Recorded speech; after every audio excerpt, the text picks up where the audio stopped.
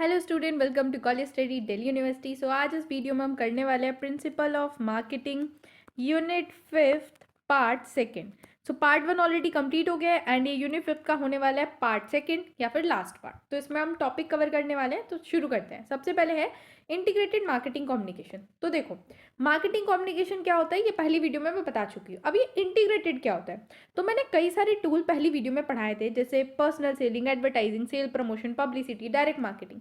जब हम इन सब का यूज करते हैं या इनमें से कुछ का यूज करते हैं, बट इन सब पे हम एक कंसिस्टेंट या फिर यूनिफाइड मैसेज ही चलाते हैं ब्रांड के बारे में या टारगेट ऑडियंस के बारे में।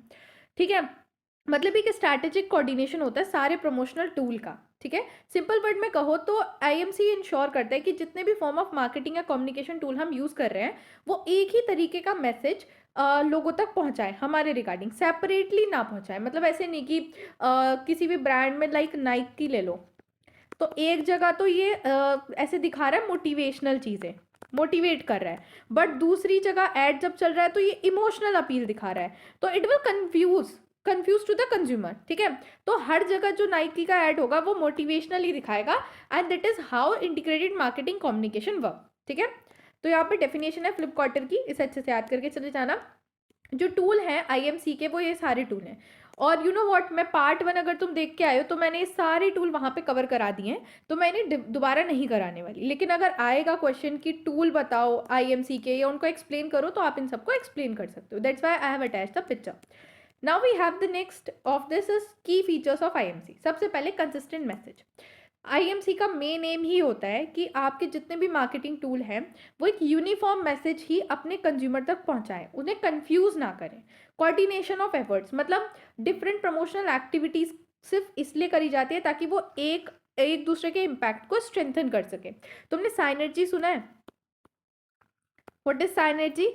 तो साइनर्जी क्या होता है कि जो कंबाइंड इफेक्ट है वो ज़्यादा है अगर हम इंडिविजुअल एफर्ट का भी सम कर लें, तो दैट इज साइनर्जी। तो यही है, कोऑर्डिनेशन इफेक्ट में क्या होता है कि अगर सारे टूल एक साथ काम कर रहे होते हैं ना, तो वो ज़्यादा इफेक्टिव होता है एज कम्पेयर टू इंडिविजुअली काम करके अगर हम उनका सम भी निकाल लें तो। देन कस्टमर सेंट्रिक, देखो यहाँ पे मेन फोकस होता है कि जो भी हमारी बात है वो हम कस्टमर को समझा सके, उसकी नीड को फुलफिल कर सके, टारगेट ऑडियंस के बिहेवियर को समझ सके।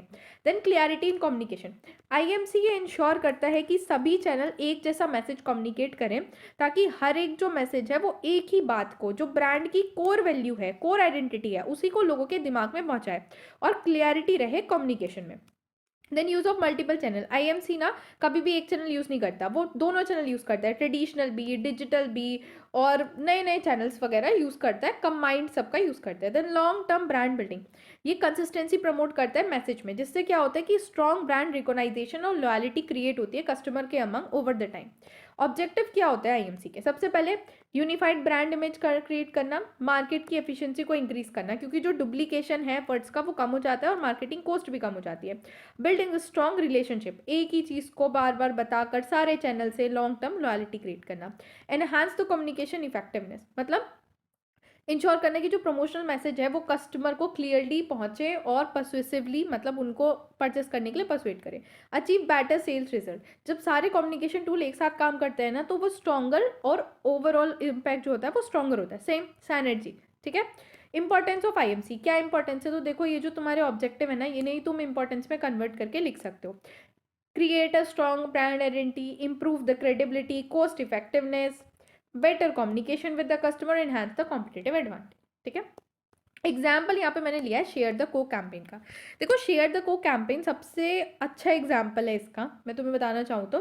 क्योंकि शेयर द को कैंपेन में मतलब क्या था कि उन्होंने कोका कोला को, जो कोका कोला हमारी है, कोका कोला को हैप्पीनेस के साथ कनेक्ट किया था कि जब भी कोई हैप्पी होता है ना, वो कोक शेयर करते हैं। That is share the Coke campaign.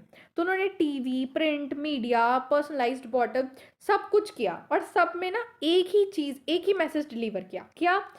Sharing happiness, एक ही टोन थी, एक ही मैसेज था, वही सेम, मतलब कंसिस्टेंसी थी। And this is what integrated marketing communication want to achieve. Okay, next we have digital marketing. Digital marketing क्या होता है कि जब आप किसी ब्रांड, किसी प्रोडक्ट, सर्विस या ब्रांड को प्रमोट करते हो with the help of digital channel like social media, internet, mobile application, email, search engine वगैरह, और ये डायरेक्टली कनेक्ट करता है ऑडियंस के साथ, और इसकी हम परफॉर्मेंस भी ट्रैक कर सकते हैं रियल टाइम में। डेटा बेस्ड मार्केटिंग डिसीजन भी हम लेते हैं इसकी हेल्प से, ठीक है। तो फीचर्स क्या होते हैं डिजिटल मार्केटिंग के? ग्लोबल रीच, एक सिंगल कैंपेन ऑडियंस तक पहुंचाना around the world through the internet, that is global reach. Cost effective, come expensive होता है कंपेयर टू ट्रेडिशनल मार्केटिंग, जैसे प्रिंट वगैरह ट्रेडिशनल मार्केटिंग है उससे कम एक्सपेंसिव होता है। इंटरैक्टिंग और measurable, digital marketing two way communication है, क्योंकि आपको अगर कोई मैसेज आया मान लो जोमेटो की तरफ से, ठीक है, अब उसमें आपने क्लिक कर दिया, दे कैन मीजर कि उन्हें रियल टाइम पता चल जाएगा कि कितने क्लिक हुए हैं, कितने कस्टमर ने इंटरेस्ट शो करा है, तो वो मीजरेबल है, ठीक है।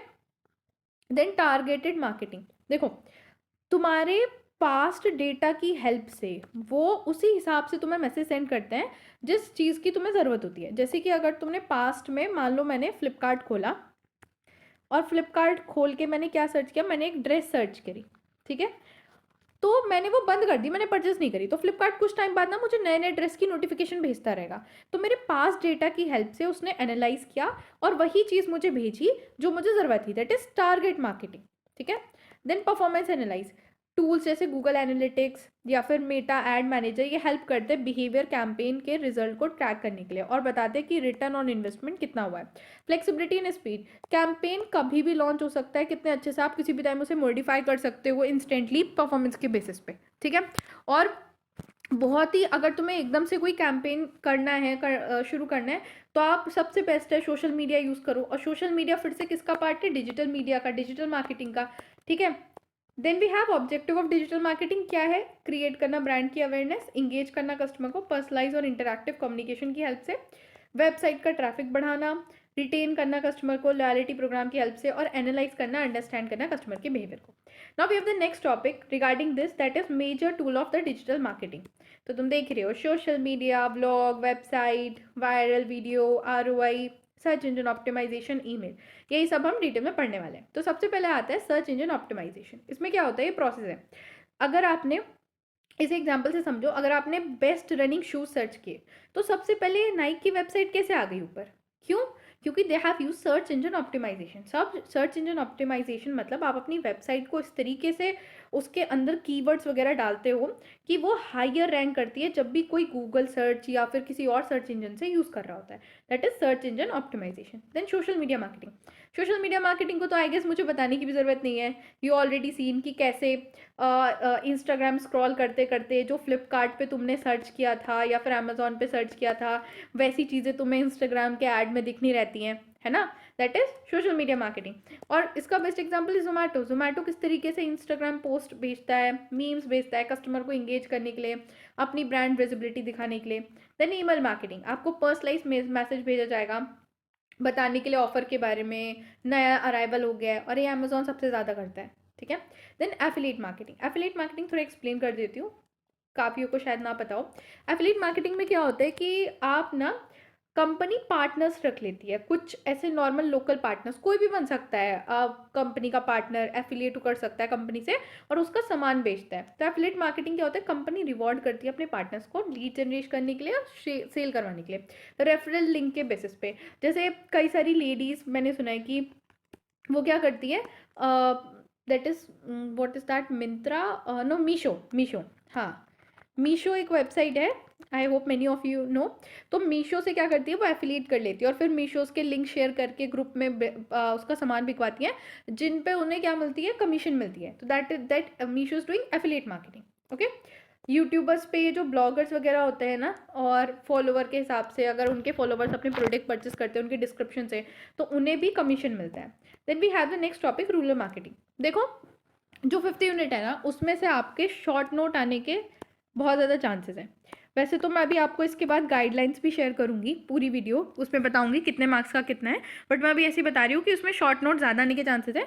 तो इसको इस तरीके से रिटेन करना कि अगर शॉर्ट नोट आता है तो तुम उससे बहुत अच्छे से लिख सको। Now coming to the topic rural marketing. Rural marketing में क्या होता है कि आप अपने प्रोसेस को डेवलपिंग के, प्राइस, प्रमोशन, डिस्ट्रीब्यूशन के ऐसे रखते हो कि आप रूरल एरिया की नीड को सेटिस्फाई कर सको। इसका मतलब है marketing of goods and service to the rural consumer और marketing of product produce in rural area to the urban area. इसमें दोनों चीज़ आती है, ठीक है। अब रूरल इंडिया एक बहुत बड़ी मार्केट अपॉर्चुनिटी तो प्रेजेंट करता है क्योंकि 65% of Indian population rural area में रहती है। लेकिन हमें जो भी अपने 4 Ps हैं उनको ना रूरल एरिया के हिसाब से कस्टमाइज करना पड़ेगा अगर हमें मार्केटिंग स्ट्रैटेजी चाहिए तो, क्योंकि रूरल एरिया की इनकम, लाइफ स्टाइल और एक्सेसिबिलिटी अर्बन एरिया के हिसाब से बहुत अलग होती है। करेक्टरिस्टिक क्या है रूरल मार्केटिंग की? Large and scattered market. देखो रूरल पॉपुलेशन ना बहुत अलग अलग ऐसे विलेजेस में डिवाइड होती है। बहुत ही छोटे छोटे गांव होते हैं, इतने कोई बड़े नहीं होते और बहुत ऐसे फैले हुए होते हैं। तो कंपनी क्या करती है, डिस्ट्रीब्यूशन एंड कम्युनिकेशन चैनल उनके लिए काफ़ी डिफिकल्ट होता है और कॉस्टली भी पड़ता है। Then low literacy rate. Large portion जो होता है रूरल एरिया का, वो एजुकेशन इतनी हाई फाई नहीं होती। सो मार्केटर्स को विजुअल, सिंबल या डेमोस्ट्रेशन पे ज़्यादा रिले करना पड़ता है, वरना उनका ट्रस्ट बिल्ड नहीं होता। Then seasonal demand. Seasonal demand मतलब परचेज पावर जो होती है ना रूरल कंज्यूमर की, वो डिपेंड करती है एग्रीकल्चर इनकम पे। तुम्हें पता होगा कि मोस्टली जो विलेजर्स होते हैं उनका मेन ऑक्यूपेशन होता है एग्रीकल्चर। अब जैसे ये अब सीजन चल रहा है, इट्स नवंबर, अब मील खुल जाएंगे तो 2 महीने बाद जो किसान है उसके पास पैसा आएगा, उस टाइम पे उसकी डिमांड ज़्यादा रहेगी। बट अभी जो ये 2 महीने चलते हैं, दैट इज़ अक्टूबर और नवंबर, या ये समझ लो कि अगस्त से अक्टूबर नवंबर टाइप का जो होता है, इस टाइम पे किसान रहता है खाली, क्योंकि उस टाइम पे मील बंद हो चुके होते हैं बहुत पहले, जो पैसा आया हुआ होता है वो भी खर्च हो जाता है, तो इस टाइम पे डिमांड कम रहती है। This is what seasonal demand. Then dominance of agriculture. मैंने अभी बताया कि एग्रीकल्चर मेन ऑक्यूपेशन है, तो फार्म रिलेटेड गुड्स की ज़्यादा डिमांड होती है, जैसे फर्टिलाइजर, ट्रैक्टर, सीड्स, ये सब की।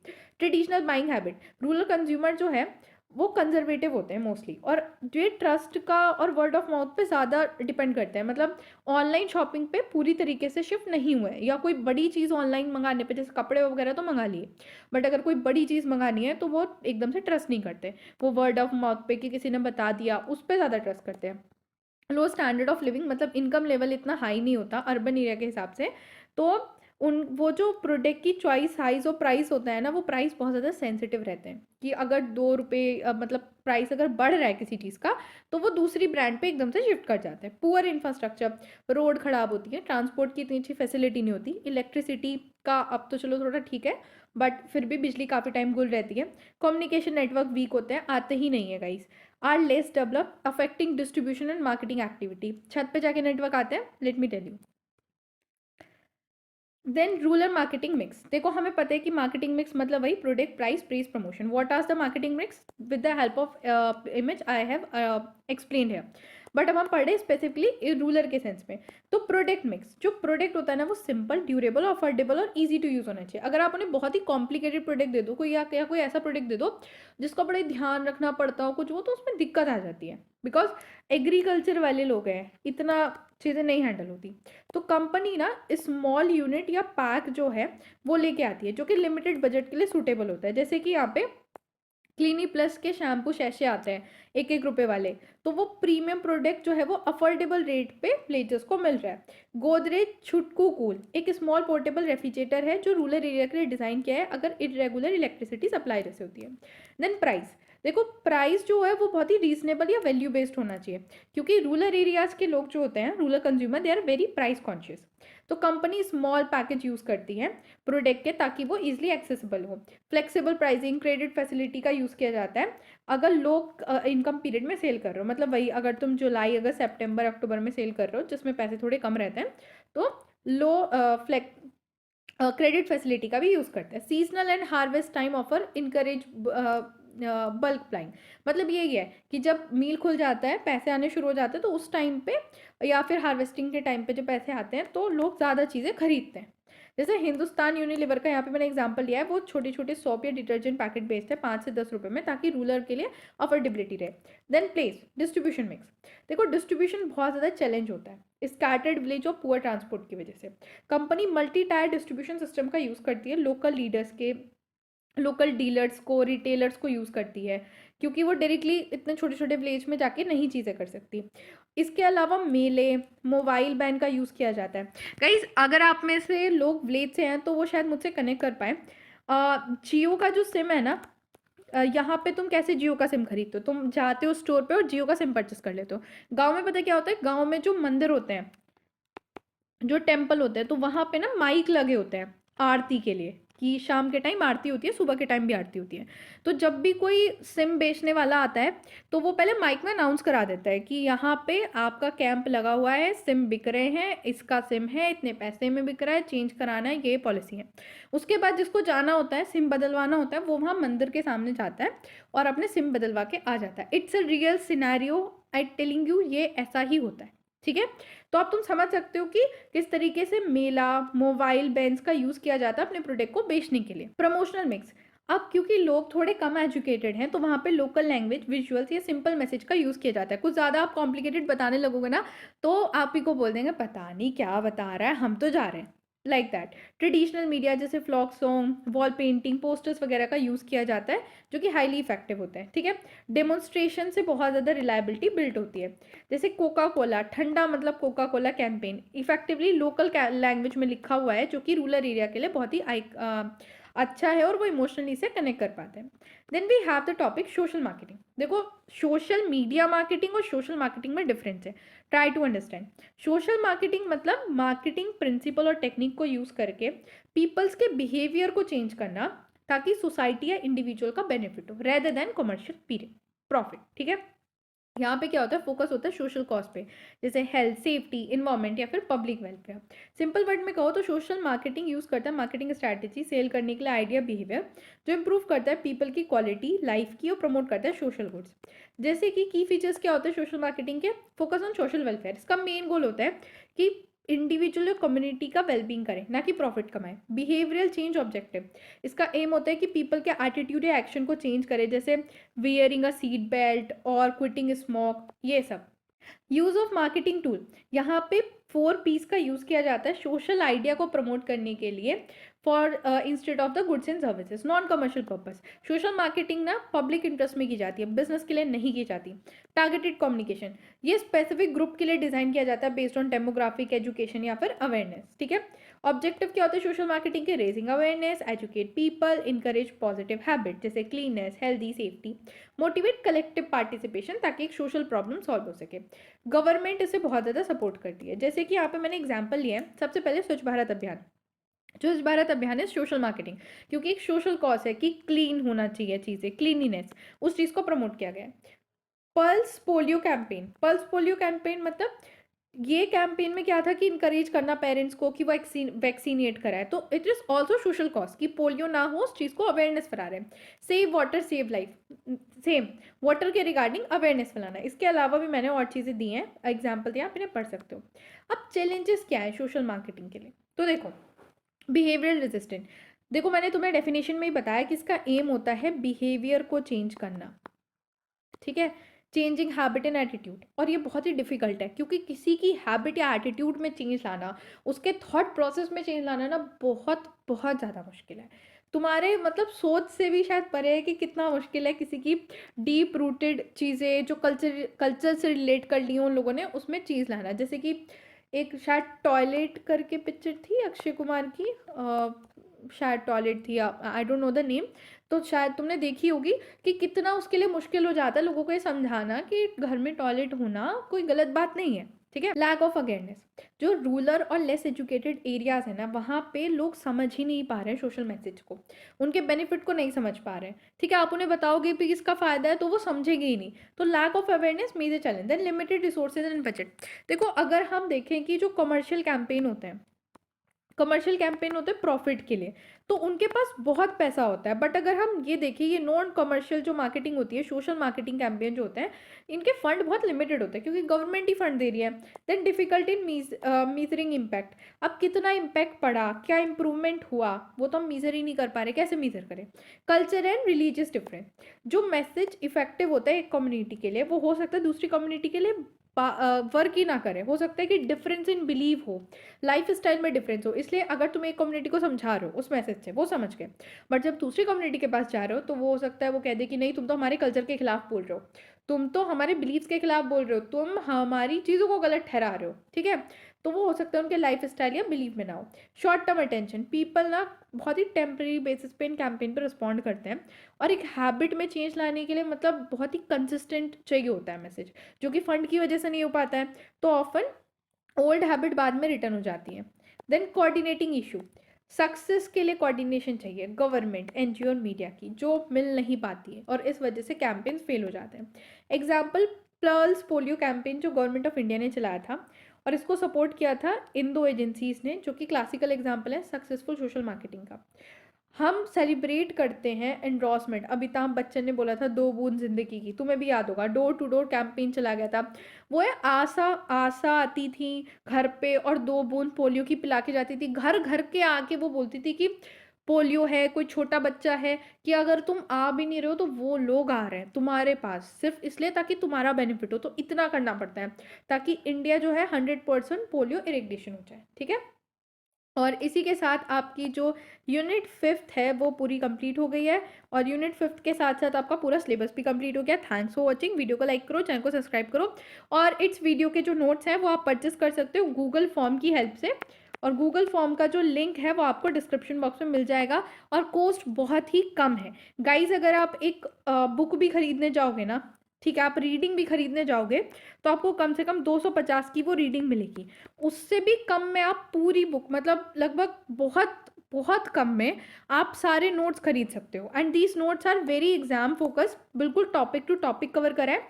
रीडिंग में आपको कई बारी क्या होता है, रीडिंग कह लो या फिर बुक कह लो, बुक में कई बारी क्या होता है कि बहुत ही एक्स्ट्रा टॉपिक कवर होते हैं और कई बारी टॉपिक मिसिंग भी होते हैं, जिससे आपको बहुत ज़्यादा पढ़ते लेते हो बट एग्जाम में नहीं अच्छा कर पाते, ठीक है। तो थैंक्स फॉर वॉचिंग, और इसके बाद मैं अभी एक नेक्स्ट वीडियो भी लेके आऊँगी गाइडलाइंस की, कि किस तरीके से पढ़ना है। लेटेस्ट गाइडलाइन आई है आपकी प्रिंसिपल ऑफ मार्केटिंग की, तो अगर आपको वो वीडियो जल्दी चाहिए तो फटाफट कमेंट कर देना। Thank you.